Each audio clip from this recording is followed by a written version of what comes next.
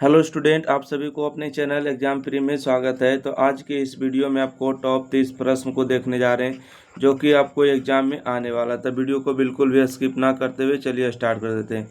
Question number आपको दिया है, बिंदु एक कोमा दिया, एक का निर्देशांक 2, -3 है और 2, 2 के बीच की दूरी निकालना है। ठीक है, तो अगर आपको आंसर आपको पता रहेगा तो ज़रूर बताइएगा कि हाँ सर इसका आंसर ई होता। तो देखिए, दोनों के बीच की अगर दूरी निकालना है अर्थात आपको क्या निकालना है, ए बी निकालना है। और ए बी का देखिए फार्मूला होता है, दूरी निकालना जब भी, तो देखिए एक्स नियामक के अंतर का वर्ग। देखिए यहाँ से 2 में से 2 को घटाना है। ठीक है, 2 - 2 करिएगा होल स्क्वायर। उसके बाद देखिए -3 में से 2 को घटाना है। ठीक है, तो यहाँ से लिखिएगा -3 और -2 को घटाइएगा। तो यहाँ से आपको क्या बचेगा, तो यहाँ से ध्यान दीजिए, 2 में से 2 जाएगा तो 0 होगा और 3 और 2 को जोड़ेंगे तो माइनस हो जाएगा, 5 के स्क्वायर हो जाएगा। ठीक है, तो यहाँ से होगा 0 का स्क्वायर 0, 5 का स्क्वायर 25, माइनस का स्क्वायर प्लस हो जाएंगे और दोनों जोड़ेंगे 25 का वर्गमूल हो जाएंगे 5, मतलब इन दोनों के बीच की दूरी हो जाएंगे 5 इकाई। बिल्कुल सही जवाब हो जाएंगे। चलिए अगला प्रश्न देखते हैं। क्वेश्चन नंबर देखिए 2। क्वेश्चन नंबर 2 में आपसे पूछा गया कि बिंदु है, ए का निर्देशांक दिया, बी का निर्देशांक है, सी का निर्देशांक है। तो बताइए त्रिभुज के शीर्ष है, तो त्रिभुज मतलब बनेगा किस प्रकार से, तो ये बनेगा आपको समद्विबाहु त्रिभुज। ठीक है, समद्विबाहु त्रिभुज का क्या होता है, समद्विबाहु। ठीक है, जिसका दो भुजा बराबर होना चाहिए। जैसे कि आप ए बी का मान निकालिएगा और बी सी का मान निकालिएगा, देखिएगा दो भुजा का मान आपस में क्या होगा, बराबर होगा। अगर आपको ऐसे देखिए चेक करना है तो ऐसे भी चेक कर सकते हैं। समद्विबाहु मतलब क्या होता है, दो भुजा बराबर। चलिए यहाँ से देखिए ए बी का मान निकाल लेते हैं। ए बी का मान कितना आएगा, बोलिएगा 0 में से 5 जाएगा तो 5 बचेगा और 5 का स्क्वायर हो जाएंगे 25। ठीक है, 6 में से 3 जाएगा 3 और 3 का स्क्वायर हो जाएंगे 9। तो 25 और 9 कितना हो जाएंगे, 25 5 30 हो जाएंगे और 4 34 हो जाएंगे। ठीक है, यहाँ से ए बी का मान आ गया। यहाँ से बात करेंगे बी सी का मान निकालेंगे, कितना आएगा देखिए, बी सी का मान 5 में से 3 जाएगा तो 5 और 3 8, 8 का स्क्वायर हो जाएंगे यहाँ से 64 प्लस में। देखिए 3 में से एक जगह 2, 2 का स्क्वायर आपको 4 हो जाएंगे। तो यहाँ से आपको क्या हो जाएंगे, 34 और 4 हो जाएंगे 68। ठीक है, 34 4 68 हो गए, तो यहाँ से हो जाएंगे 68। ठीक है, 68 लिख देते हैं। चलिए अब 68 को हम देखिए 17 चौका 68 लिख सकते हैं ना, क्या लिख सकते हैं, 17 चौका 68। तो 17 गुने में 4 लिखेंगे और यहाँ से होगा 2 रूट कितना हो जाएगा, 17 हो जाएगा। देखिए ए बी निकल गया, बी सी निकल गया और ए सी निकालने की ज़रूरत है। तो ए सी कैसे निकालिएगा, ए में से सी को बात है। तो देखिए 0 में से 3 जाएगा तो 3, 3 का स्क्वायर कितना होता है, तो बोलिएगा 9 होता है। 6 में से एक जाएगा 5, 5 का स्क्वायर 25 होता है। तो आप दोनों को जोड़िएगा तो 25 और 9 कितना हो जाएगा, 34 होगा। तो देखिए ए बी का मान जो है, सॉरी ए सी का मान, ठीक है, ए सी का मान और ए बी का मान आपस में दोनों क्या है, बराबर है। जब दो भुजा बराबर होता है उसको कहते हैं समद्विबाहु। ठीक है, समद्विबाहु, जिसका तीनों भुजा बराबर होते हैं तो उसे कहते हैं समबाहु। ठीक है, चलिए अगला क्वेश्चन देखिएगा। क्वेश्चन नंबर 3 में आपसे पूछा गया कि त्रिभुज दिया है ए बी सी डी, तो बताना है कि किस प्रकार के मतलब शीर्ष है, समानांतर है, आयत है, वर्ग है।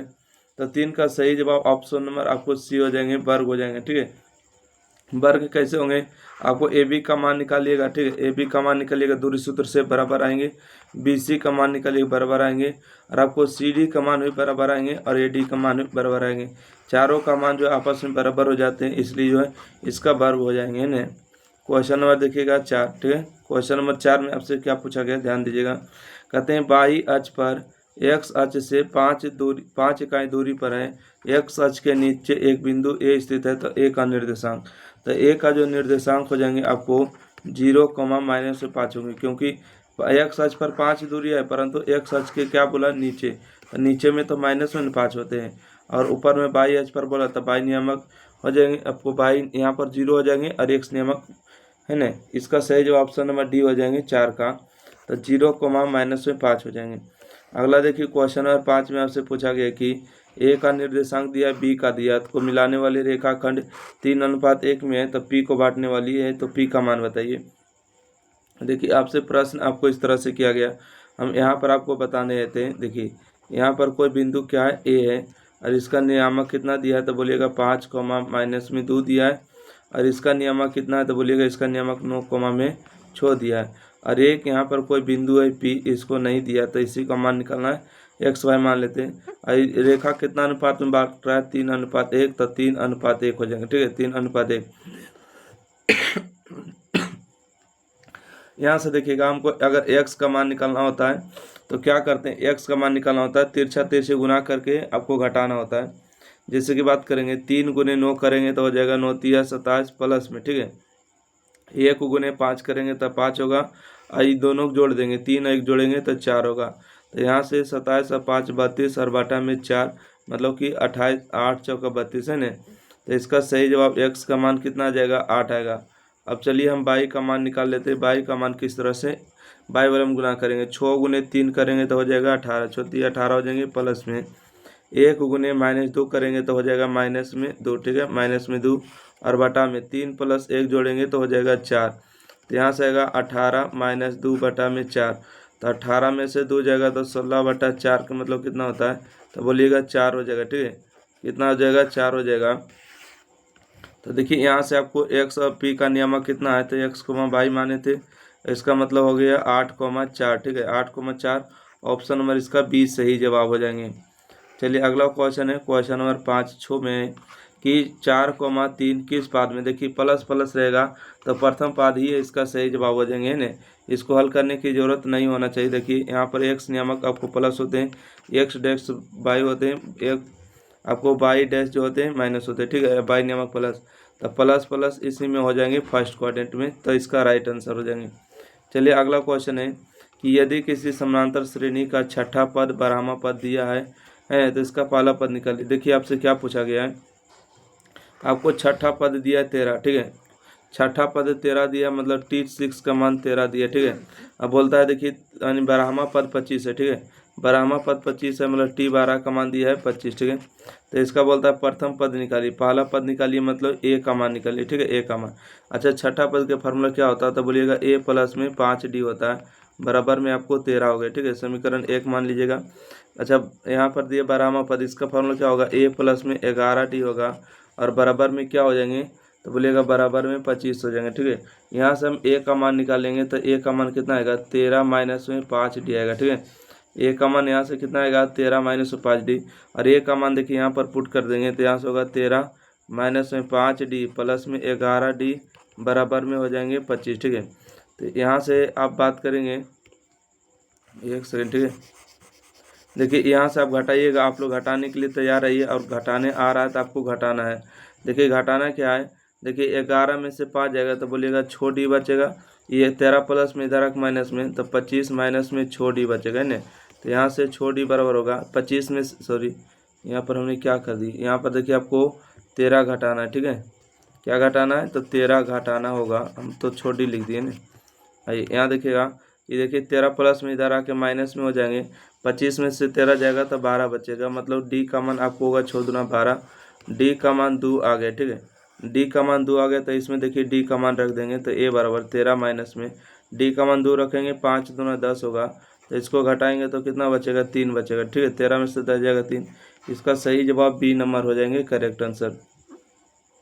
चलिए अगला क्वेश्चन देखिएगा, क्वेश्चन नंबर आपसे क्या पूछा गया है कि एक शंकु का आयतन दिया है 1570 है, यदि इसके आधार का क्षेत्रफल 314 है तो इसकी ऊंचाई बताए, ठीक है इसके आधार का क्षेत्रफल दिया है, इसकी ऊंचाई बताना है। तो देखिए थोड़ा सा लंबा हो जाएगा, आप लोग घर पर ही ट्राई करिएगा बन जाएगा, ठीक है शंकु का आयतन का फार्मूला 1/3 पाई r स्क्वायर h होता है, और इसके बराबर में 1570 कर दिएगा, ठीक है। यहाँ से जो आपको इसके आधार का क्षेत्रफल भी दिया है तो इसको भी लगाइएगा।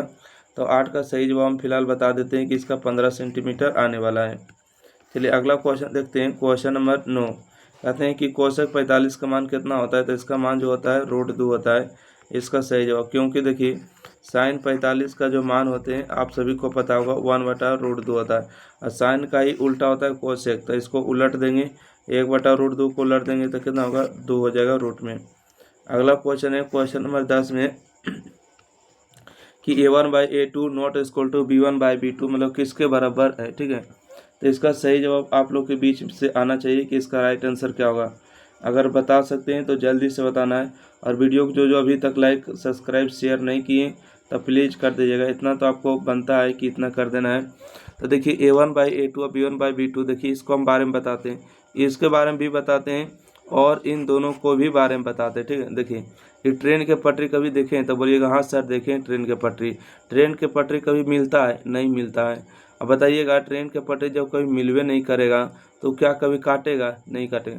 आप ही बताइए कि कभी ट्रेन का पटरी मिलेगा नहीं, और जो व्यक्ति नहीं मिलता समझिए वो लड़ाई झगड़ा के लिए वो संगत होगा कि असंगत होगा? तो बोलिएगा सर वो तो असंगत होगा। ठीक है, क्या होगा?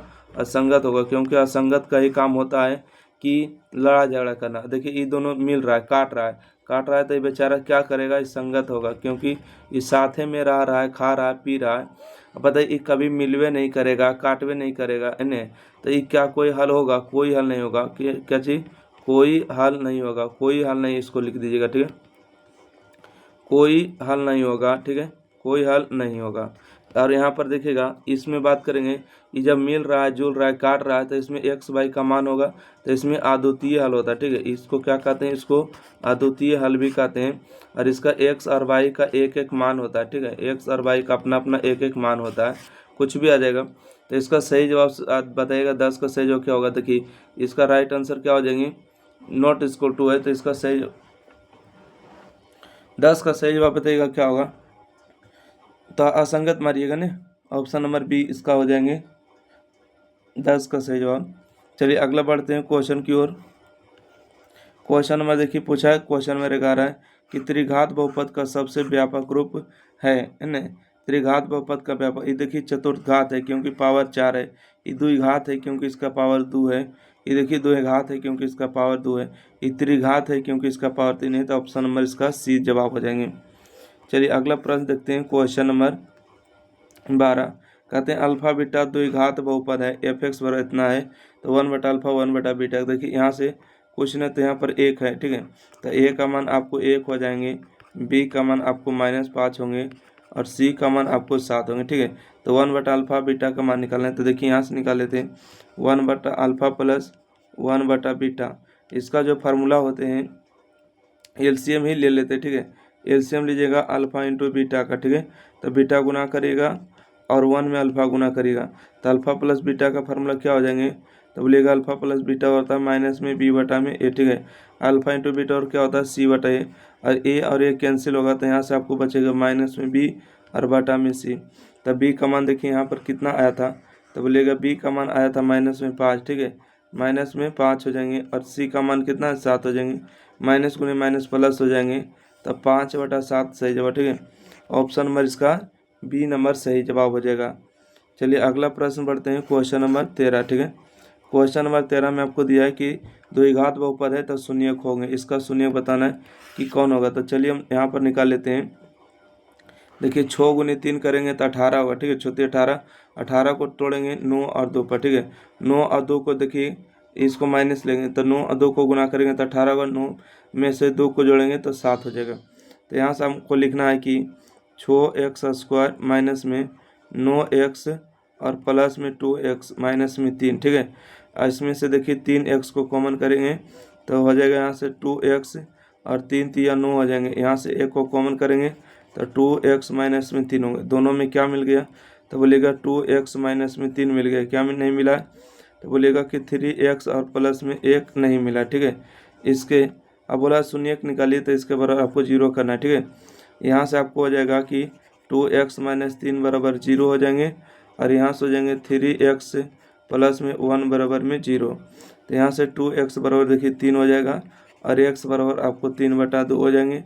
यहाँ से 3x बराबर हो जाएंगे -1, और x बराबर हो जाएंगे -1/3। ठीक है, तो 3/2 और -1/3। ठीक है, 3/2 और -1/3 कहाँ दिए? इसका सही जवाब बताइएगा जल्दी से। 3/2 और -1, 3/2 1/3, 1/3 जो है माइनस में होना चाहिए। 14 का सही जवाब बताइएगा जल्दी से, 14 के बी नंबर। एक सेकेंड, ठीक तो है।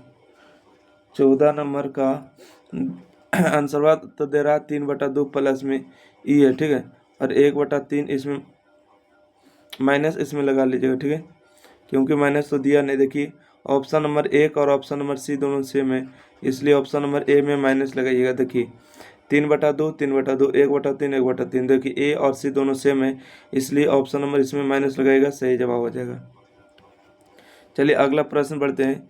कहते हैं कि यदि अल्फा बीटा द्विघात बहुपद है तो इसका जो क्या निकालना, 1/α 1/β मान निकालना। देखिए कुछ नहीं तो यहाँ पर एक है ना, यहाँ से ए का मान 1 हो गया, यहाँ से बी का मान आपको 2 हो गया, सी का मान आपको 3 हो गया। तो अभी निकाले थे 1/α 1/β क्या होता है, तो बोलेगा माइनस में बी बटा में सी होता है ना, इसको हल किए थे तो माइनस में बी और बटा में सी, तो माइनस हो जाएंगे 2 और बटा में सी का मान कितना है 3 है, तो -2/3 सही जवाब होगा ऑप्शन नंबर बी है ना। ऑप्शन नंबर बी इसका बिल्कुल सही जवाब हो जाएंगे 14 का बी नंबर। ठीक है, अगला बढ़े, देखिएगा क्वेश्चन नंबर 15। कहते हैं कि दो रैखिक समीकरणों के आलेख प्रतिच्छेदी रेखाएं हैं, तो तब रेखा समीकरण युग्म क्या होंगे।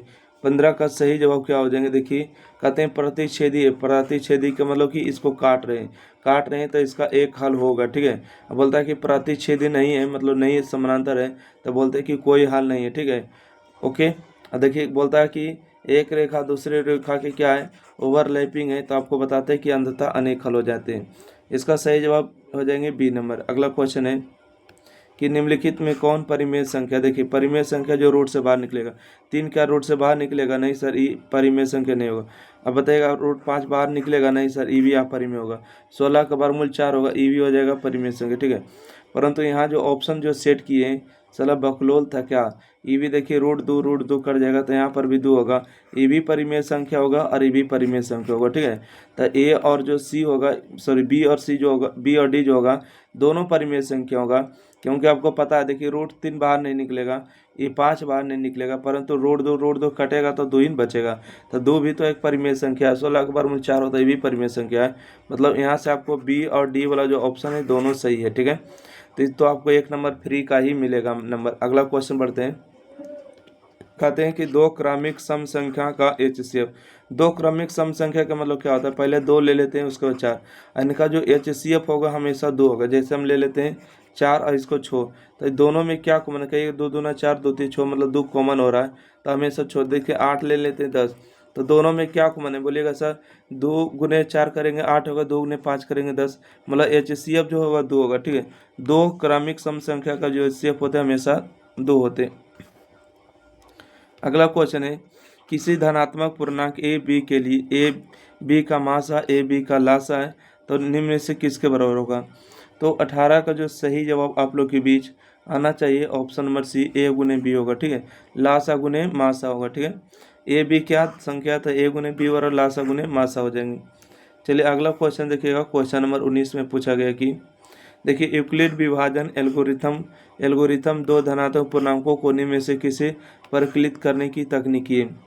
तो 19 का जो सही जवाब आपको होगा मासा तकनीक करने की होगा। ठीक है, 19 का सही जवाब होगा बी नंबर। अगला है कि पाई एक संख्या, तो बताइएगा कि पाई एक किस प्रकार की संख्या है, तो पाई एक अपरिमेय संख्या है, हम लोग कभी नहीं भूलेंगे।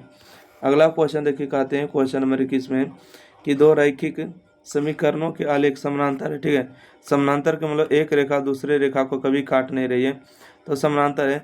समानांतर है तो रैखिक समीकरण के क्या होंगे बताइएगा, एक हल होंगे कोई हल नहीं होंगे, तो 21 का सही जवाब होंगे कोई हल नहीं होगा। ठीक है, अभी हम बताएं कि एक रेखा दूसरे रेखा के समानांतर होता है, तो रेखा तो कभी क्या होगा, कभी मिलेगा नहीं, और कभी मिलेगा नहीं तो कभी काटेगा नहीं, तो इसका कोई हल नहीं होगा। ठीक है, चलिए क्वेश्चन नंबर 22 देखिएगा।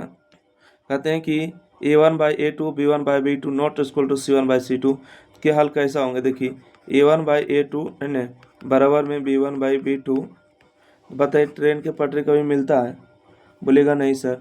जब मिलेगा नहीं तो क्या कोई हल होगा, नहीं होगा कोई हल। अगर ई ब्लॉक काट देता तो बोलते सर ये अद्वितीय हल होगा, इसका एक्स वाई का एक हल होंगे। अगर आपको यही वाला बात करें तो ये भी अगर तीनों रेखा बराबर देता था तो कहते हैं एक रेखा दूसरे रेखा के क्या है ऊपर है, तो ये अनेक बार काट रहे हैं तो अनेक हल होगा। कब, जब तीनों बराबर देता तो। ठीक है, उम्मीद करते हैं आपको समझ में आ गया इस प्रश्न का। अगला देखिए कहते हैं कि ए का मान ज्ञात करें जिसके लिए समीकरण निकाल दिया है ax by 10y बराबर 0 है और 2x + 5y बराबर 0 शून्यतर हल होंगे। आपको ए का मान निकालना है। ठीक है, किसका मान निकालना है, ए का मान निकालना। तो ए का मान निकालना बहुत ही आसान है, बस आपको समझ में आना चाहिए। हल्का सा यहाँ पर क्या मिटेगा, नहीं मिटेगा।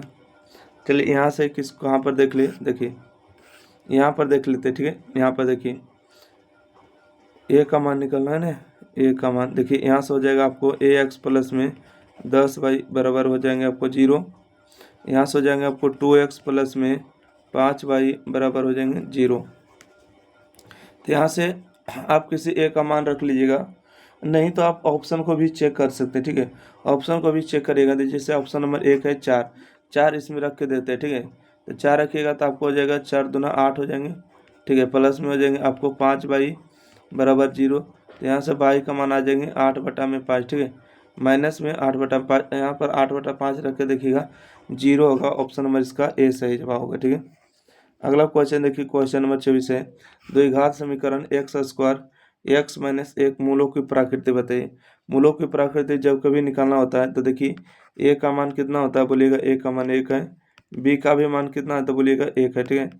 सी का भी मान माइनस में 1 है, ठीक है। सी का मान कितना -1। मूलों की प्रकृति हमेशा डी से निकाल लिया जाता है। डी बराबर हो जाएगा बी स्क्वायर माइनस 4ac हो जाएगा, ठीक है। इसको देखेंगे, बी का मान कितना है ए का स्क्वायर माइनस में 4, ए का मान कितना 1 है, सी का मान -1 है। माइनस माइनस आपको हो जाएंगे प्लस में, तो प्लस में 5। जब भी देखिए धनात्मक है, क्या है धनात्मक है, तो मूल जो है वास्तविक हो जाएंगे, परंतु 0 नहीं आए इसलिए समान नहीं होगा, वास्तविक होंगे और असमान होंगे। ऑप्शन नंबर इसका ए सही जवाब, ठीक है। अगर डी का मान 0 आ जाता तो कहते हैं कि मूल वास्तविक और समान होंगे, ठीक है।